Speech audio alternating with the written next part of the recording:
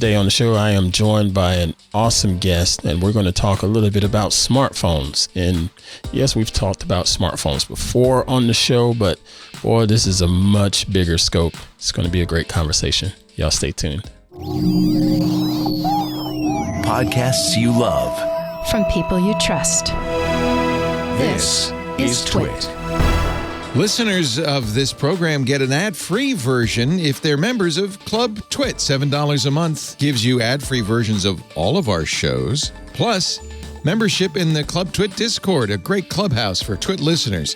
And finally, the TWiT Plus feed with shows like Stacy's Book Club, The Untitled Linux Show, The Giz Fizz, and more. Go to twit.tv/clubtwit. And thanks for your support.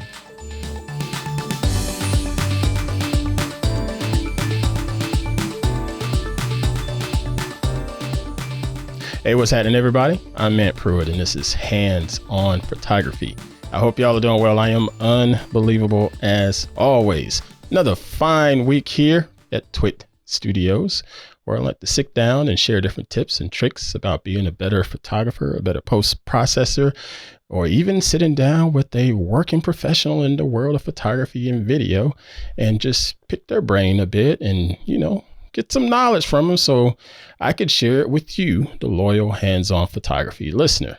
And today I have a guest because there's a big event coming up, and we'll get into that event momentarily. But this is someone I've known for, it's been a couple of years now that I think about it. It hasn't been like just last year, year before. It's been quite a while, and she's been quite busy in the mobile content creation world, doing lots and lots for the worlds of mobile cinematography, if you will. And she has a very, very interesting background, and she's doing some big things, especially with the big event that's coming up here at the time of recording this weekend. And her name is Miss Susy Botello. Miss Susie, how you be, madam? Hi, I'm doing great. I'm fantastic. This is such a big deal for me. And you're talking about cinematography. I'm like, I'm on Ant's show. This is the next best thing to Hollywood. No. We're going to stop you right there. Good grief. I will say this, though, Miss Susie, I've known you for a while, but this is the first time I've actually been able to, talk to you and see you, because we've spoken on the phone a handful of times. We text, social media. You do a podcast. I've been on said podcast a handful of times, but this is the first time I get to sit down and I get to see Miss Susie face to face. Yeah. It's really exciting, isn't it? Though it's about as close as I can get at the moment. Yeah. So again, thank you for being on the show this week. I really do appreciate your time. Allow folks to learn a little bit more about Miss Susy Botello, because, my show Hands On Photography isn't quite as big and bad and popular as what you're doing. So I want my listeners, my viewers, to know a little bit more about you. So who are you, Miss Susy? I've been searching. Whatever.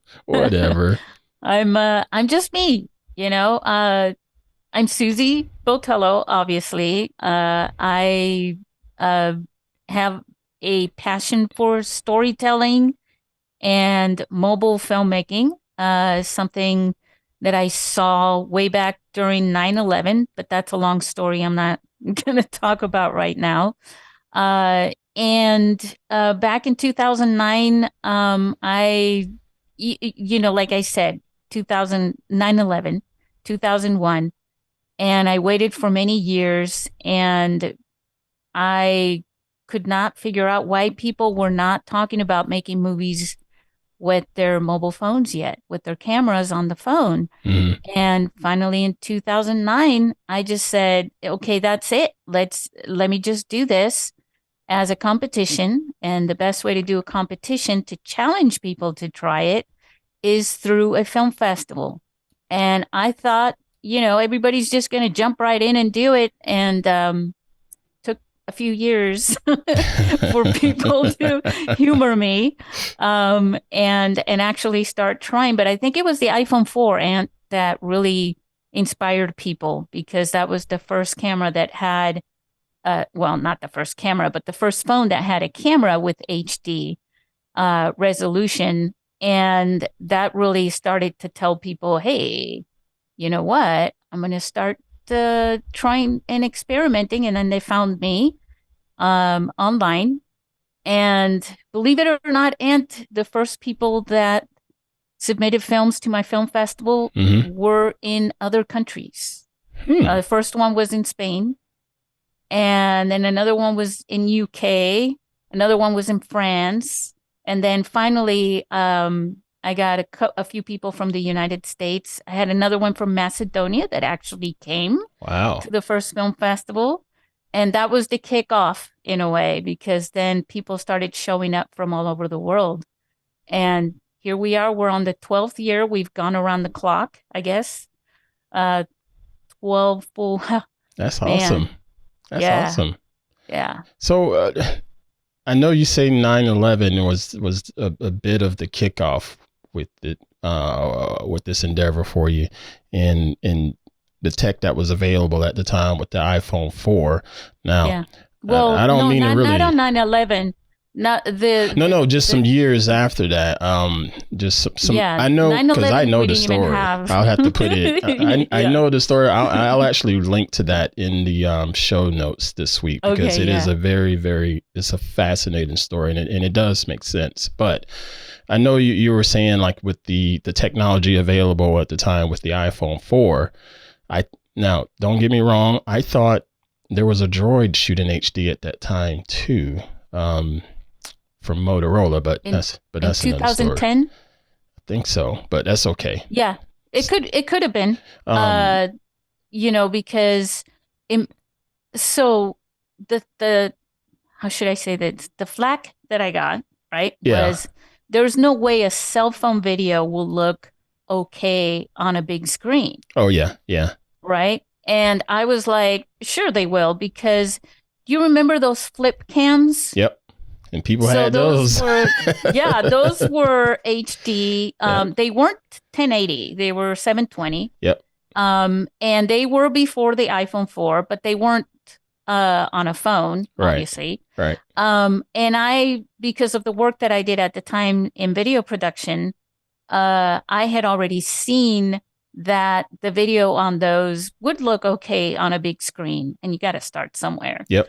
And I thought, well, then I got to get this ball rolling, because if you don't challenge people to start trying it, then the companies that make these phones with the cameras won't push themselves, supply and demand, basically. Right.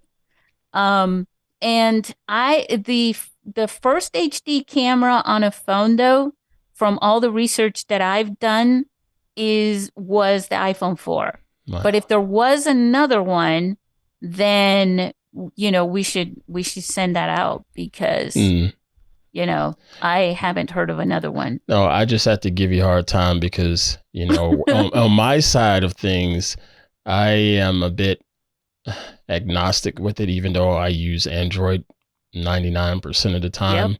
Yep. So I always have to throw a little Android nudge in there and just sort of give you a little bit of grief. Just so you know, on our film festival, a lot of people get confused and think it's all about the iPhone. And I keep telling them any phone, any phone whatsoever. And let me see, I can tell you Sony's got really good camera right now. Yes, they do. They sure do. Yep. The thing is with Sony Samsung is competing. Yeah. Yeah. The thing I think those Sony two are cameras, the two top dogs. Yeah, they are. Those Sony cameras are really good on phones. It's just their phones are horrible. Right. Imagine that. It makes no sense. Like, how do you screw the rest of this up? Oh, nobody's going to buy this thing because the phone itself is just, anyway. Now, with storytelling, okay, so this is something you've always been passionate about. You've been creating film since before the smartphone, and what made you decide, I really have a passion for storytelling? Because as long as I've known you, you've been in the film production side of things for quite a while now. So you you know a thing or two about video production, but from the aspect of just, I want to tell a story. What was it that kicked it off for you? How long? Because I know it had to be before you started this film festival. A long time before. I was probably just getting out of diapers for all I know at the time. It was my grandmother, Aunt. Yeah. My grandmother, when I was little, I grew up in Spain. My mom is from Spain and my father's American in the military. Mm-hmm. And when I was little, my grandmother lost her husband way before I was born, my grandfather. Mm-hmm. And she lived with us whenever we lived in Spain. And she was sad. She was always sad to me. She just was not a happy woman. And although she loved me to death and I loved her like crazy. Mm-hmm. And I would walk, in and out of the house, getting toys or whatever. And I would pass by her bedroom and see her staring out the window. And she looked sad to me doing that. And a lot of people look out the window when they're thinking or remembering things. Right. And I would say, I want to make her happy. It's a child thing. All children want to make the people they care about them happy. Really? And, you sure about for that? the most part, maybe not you. Yeah, let me go ask these cats right next door to me here. Oh yeah. Let me go ask your these kids. Yeah, they're not going to admit it. Yeah, yeah, Dad, I want to make you happy. Yeah, yeah, they do. They, especially when they're very little. Yeah. Yeah. That's why they smile back. Right. But yeah, they. Hey, Grandma, tell me a story. Share a story with me, because the thing is that when my grandmother would share a story with me, Aunt, she would light up. She would just light up. She would be happy. And I started to realize between my grandmother and other people in the family, like my uncles and everything, that whenever they tell a story, right, that they would be happy. They would light up.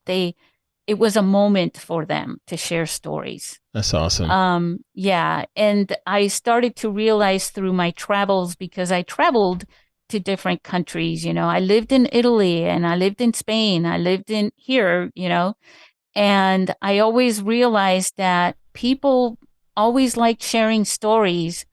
And because of my grandmother, because I wanted to make her happy, I learned to listen to her stories. And I found that to be the secret power of life almost, because stories are so empowering. They're at the center of everything in humanity, Yeah. And everything revolves around it. Everything we do every day, things we don't even think about. And, like you're in photography, there's a bit of a story in every picture that you're always. When I started this show, I one of my first statements in episode 1 was, you know what? I don't give a crap what camera you have. It's not about the megapixels. It's about the story, Yes. Because that's all it is. You could take a mighty fine picture with a shoebox camera if you have to, just what story are you capturing? So yeah, I'm totally with you on that. Now and that's the thing with the films, films that are shot with a phone. Right. I'm sure you hear people now saying it doesn't matter. It's come to the point to where you can't really tell the difference. So why tell people which phone you're using or which camera? Yeah. People don't care. Nobody cares now. But see, here's the thing. I have an argument for that, Ant. Okay. Bring it. Bring it on, right? No, my argument with that is like, yes, that's true. When you go to the theater, when you go to other film festivals and things like that, the reason why people don't care at all is because it doesn't matter to them, because they're there to, be a part of the story, right? Yeah. However, what I've noticed in our film festival, now going on 12 years, is that people knowing that they have the same camera with them inspires them. Ah. That's the kicker right there, because when you're watching a film, part of the reason people don't care is because, well, what do I care? I don't have a $20,000 camera. You mean, let me go get my area out of the closet over here, Yeah. And that's the magic of mobile filmmaking too, Ant, because I keep saying magic, but it is, it's like, you're inspiring people with a story, but you're also saying, you got stories too, and now you can do it with your phone. Yeah. So with the films that have been submitted to you over the years, have you seen any type of trends? Is it just silly stuff? Is it comedic? Is it sad? Is it dark? Is it, commercial like? Is it just a wide variety? What are some of the types of films you've been seeing over the years as submissions? Well, basically, one of the things that people do with the mobile phone that they don't do with other cameras is they experiment with the storytelling from the perspective of a mobile phone because of the type of device that it is. Okay. There's in episode 100 of my podcast where I talked to Michael Corbell, and he was one of the pioneers in this. And he used to take his phone and the iPhone 4 and he'd put it in a Ziploc bag and drop it into a fishbowl to get the perspective from the fish looking out at, I think it was like a murder scene or something like that. But that's crazy. Wow. I know, right? But one of the things that's been happening a lot more than ever before, and I really wanted to point that out to people last year over the summer after last year's film festival, is, hey guys, it's gone mainstream. It's gone mainstream. We're talking about people making feature-length films, and when an independent filmmaker, say, makes a movie with any camera, the film has to go somewhere, and one of the things that they're looking for is distribution for that film. Right. Well, the funny thing is that, they end up in the same place as feature films shot with a phone now, which is Amazon, TV, Netflix, and so that's mainstream. Yeah. The same I've seen results. a lot on Amazon, and I'm like, that was shot with the phone. I can tell. You can tell. Yeah. And it's not that it was degrading or anything. It's just, if you look at pixels as much as you and I do, we could see, we can see a difference, There's another thing about streaming online, which is also a little bit of a game, because it also depends. There's two sides, right? There's the side of the quality of the film you're putting out, and then it goes through this process and it has to come out for the viewer on whatever broadband they have, whatever quality of a screen they have, whatever, you know what I'm saying? Yep. So it's not always the exact same thing that you're looking at. So people don't judge it too much, right? Even if it is really bad, people sometimes go, well, I guess the resolution on the encoding or something like that is screwed up. Now you, again, because I know some of your background, you do a lot on the audio engineering side of things. Have you seen any of that? Well, actually, how has that progressed in the film festival for you over the years? Because these things, they're great cameras, but they're not. The audio is great horrible audio devices, So I've spoken about it here on the show before, that your video can just be absolutely beautiful. And looks like my video just died. Did my camera die? But that's okay. We're going to leave that black screen up for now for a second, and I'll switch the camera out. But your video quality could be just absolutely beautiful, but the audio is what's really going to keep people locked in on it. What kind of progression have you seen with that? Yeah, I think the audio is more important. So with video production, you can get away with plugging it in and using, an adapter and things like that, just like in regular video production. But when it comes to a narrative film or something that you're doing that you're thinking about with the cinema, forget about it. I mean, forget about it. Use what normally filmmakers do and go external. It's very important to get, if you're going to get one person other than yourself to make a film, and you should get, a few people. Yeah. Don't be like Ant and be just all solo. Well, because we've had films where it's all solo, and that's okay for a short film, but I think it's really hard for a feature film, and to get the quality that you really want. But yeah, you should definitely get a sound mixer and someone that's, handling the microphone and external audio for you, and then sync that up in post. It's really important to do that. Okay, so you're saying get yourself a team to get the film together. Get yourself someone that can help you with the audio. Far as getting the film submitted to you all, what's that process like? Is this something where they have to go through a bunch of approvals, or they just let me upload this up to you and boom, hopefully it goes through the filter to where they can present it to everybody else all around the world? How easy is it for people to send their films to you? It is very easy because we've got this whole Film Freeway thing now. Before it was like Dropbox or, all sorts of different things. But now Film Freeway makes it easy. Yeah.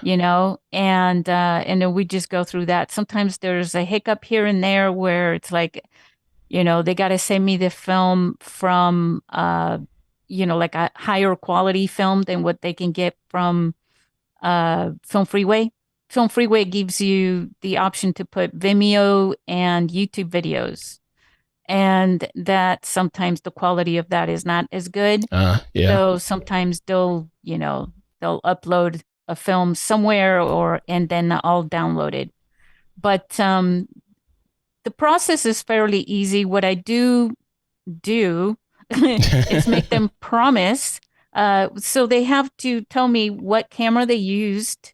Yeah. What the brand of the phone and the model of the phone. Yeah. A lot of times they'll give me their phone number instead. Oh boy.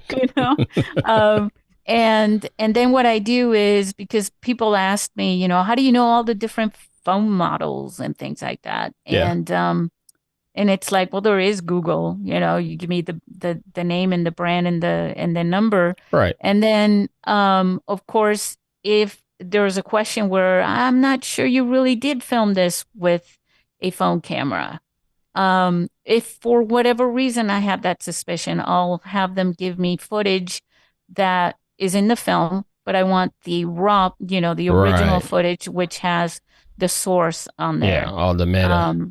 Yeah. And so that's if that happens. Other than that, once their films are selected, I have them sign a contract, basically, where they make that statement that they shot it with the phone, that they have all the copyrights and they're not infringing on anybody's, intellectual properties. Nice. And all of that. And that they have permission for the music, all sorts of things. Because, a film festival by all legal means is basically a distribution platform.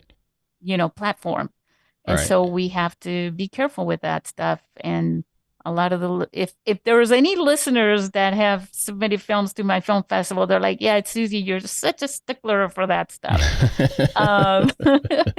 But it's true. I want them to get, because I did this from so long ago, and it was like, I felt like for a lot of people that were novices, completely had never made a film before.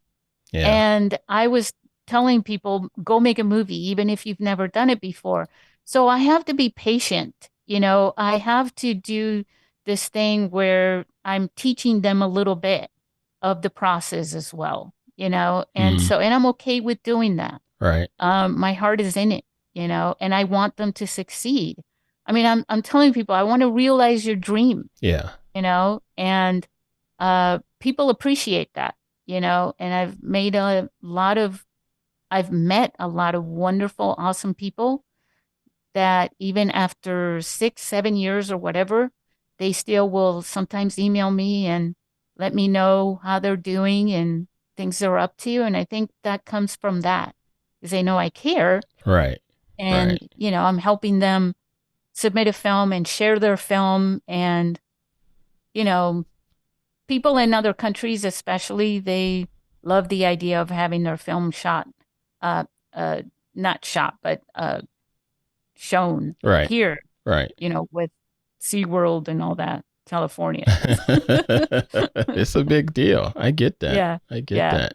I enjoy the fact that not only are you just trying to give people an avenue of being able to present their work, but you're giving them additional resources, giving them the bit of life lessons on the process, because they could do this again the following year. They could do this again for another festival.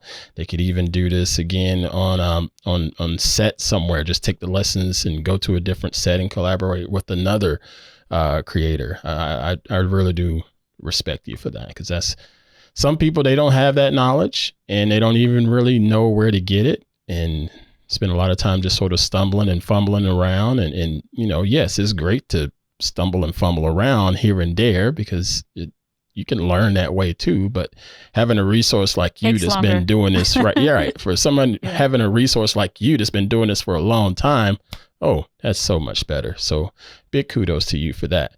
Now, the film festival is coming up this weekend. I know it's a bit too late for people to submit their work or ideas right now, but when would you start accepting films for next year's? So every year we start again on June 19th. Okay. And that gives them a long time. Yeah. There's always people at the end who say, "Oh no, I missed it." Yeah. Yeah. And so it depends on, we start all the submissions on June 19th. And then, there's different deadlines depending on the competition, because we have the feature film competition, we have the shorts competition, right, and we also have the rookies, and now we've got a smartphone photo contest, right, and we may try to bring back the screenplay competition again too. Nice. And that goes again to the storytelling part, where I'm trying to push people to write their films, to focus on the story part of it. Nice. So the festival is coming up here soon. How can people find out more about the International Mobile Film Festival? Well, through you. I do before, I know we're coming to the end of this, and I do want to let your listeners know how much I appreciate you, Ant, for being one of the judges on 2 competitions this year, on the smartphone photo and on the short films competition. Well, it's my pleasure. This isn't the first time either. I think this is like the 3rd time that you've done this. And now you're a professional judge. Nah, it's my pleasure. I enjoy it. It's pretty neat seeing the stuff that's submitted. Because again, it's a lot of people that are quite creative out there that we don't know about, and they're just sort of falling through the cracks, and being able to see some of this work has been quite fascinating. Now, granted, as a judge, I'm a tough cookie. Oh yeah. Yeah, I'm a tough cookie, because I feel like if you're going to be in this competition, you better bring it.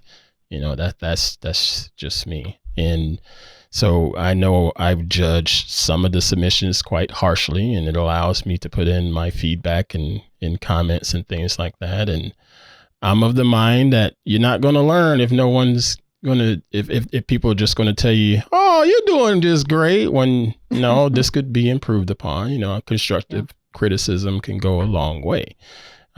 So yeah, I enjoy that, because I feel like I'm also helping a creator just continue to grow. So I appreciate you having me as a part of that process, Miss Susie. Well, I'm pushing people too, because we do get some. I know that there are people that are going, well, it's shot with a phone. They couldn't expect anything major, and then they go, what?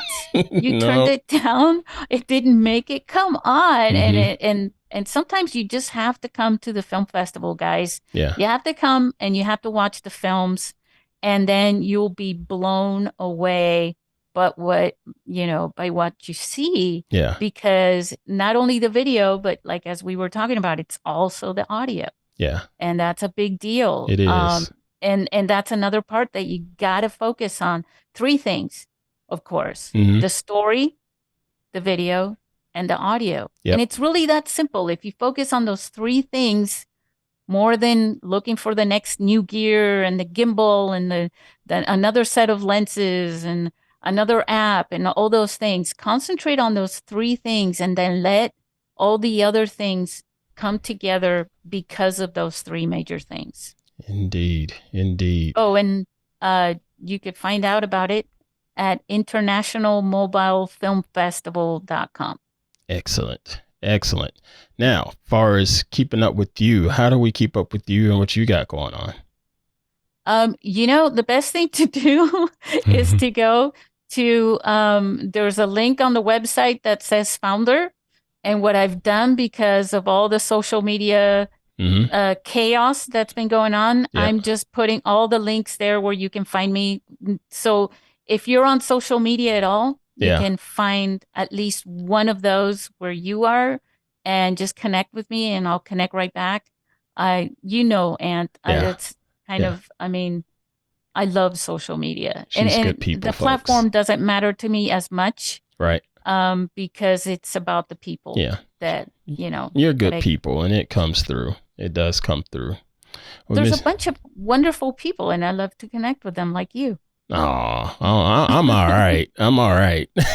I can't even freaking work a camera today for some reason. So yeah, there's that. Oh man, but Miss Susie, thank you so much for hanging out with me. I really do appreciate your time and appreciate you sharing information about the film festival coming up. And hopefully I can have you back on the show again soon, right? Yeah, I would love to. And you got to come back to the SBP podcast as well. I am totally fine with doing that. I love your show. You have some good guests on there and you tell some pretty good stories. Like I said, I'm going to make sure we link to the 9/11 story that you mentioned a couple weeks ago. Like the closest thing I've done to, like a story. Yeah. You know what I mean? It was really, that was fun. Really good. Really No, heartfelt. It wasn't. I shouldn't say it was not fun. It was a challenge for me to do that. Yeah. You know? But it was dreadful to recall it because of the connection to the to the event. Right. But it is what it is. Yeah. I still want people to listen to it though. Well, thank you. All right, folks. That's going to do it for this week's episode. Look here. My camera is not working, but it's quite all right. My voice still sounds so dadgum good. Thank y'all so much for being a part of the show each and every week here at TWiT. Really do appreciate all of your support. Hey, please continue to share the show out with everybody, whether it be your bestest friend, whether it be one of your cousins, your parents, or whomever, somebody you can't stand. Keep sharing it out. Let everybody know about hands-on photography. If they're interested in the world of photography, interested in just getting started with it, this is the show for that. And if you're using, the podcast apps that have rating systems in it, go ahead and give me a rating. I know Apple Podcasts has it. That seems to be the end all be all for whatever reason. So if you're in Apple Podcasts, give me a star rating over there and leave me a comment. So that'll help push us up in the search algorithms and all of that good stuff. Really do appreciate that. If you have any questions, comments, feedback, or even some image critique requests, you can shoot me an old-fashioned email. Shoot the email to hop@twit.tv. Again, that's hop@twit.tv. I love hearing from you. I answer them as fast as I can. I don't answer them right then and there because there's quite a bit that comes in there, but I get to them as fast as I can. And if you're interested in, if you send a photograph and I can share it on the show, please say so in the message, because I'm not going to just willy-nilly share your images on this show without your permission, because that's not cool. Know what I'm saying? All right. So yeah, stay in touch with me, folks. Shout out to my man, Mr. Victor, for making me look and sound good, especially with this still image of my mugshot here on the screen. You the man, Mr. Victor. Love you, brother. And yeah, we're closing out the show differently this week. It's going to be a still image of me and Miss Susie smiling on the screen. And we're going to wave goodbye to all of you all. Thank y'all so much for being here. We'll catch you later. See you next time. Safely create and dominate. Take care. Hey, we should talk Linux. It's the operating system that runs the internet, but your game consoles, cell phones, and maybe even the machine on your desk. But you already knew all that. What you may not know is that TWiT now has a show dedicated to it, the Untitled Linux Show. Whether you're a Linux pro, a burgeoning sysadmin, or just curious what the big deal is, you should join us on the Club TWiT Discord every Saturday afternoon for news, analysis, and tips to sharpen your Linux skills. And then make sure you subscribe to the Club TWiT exclusive Untitled Linux Show. Wait, you're not a Club TWiT member yet? Well, go to twit.tv/clubtwit and sign up. Hope to see you there.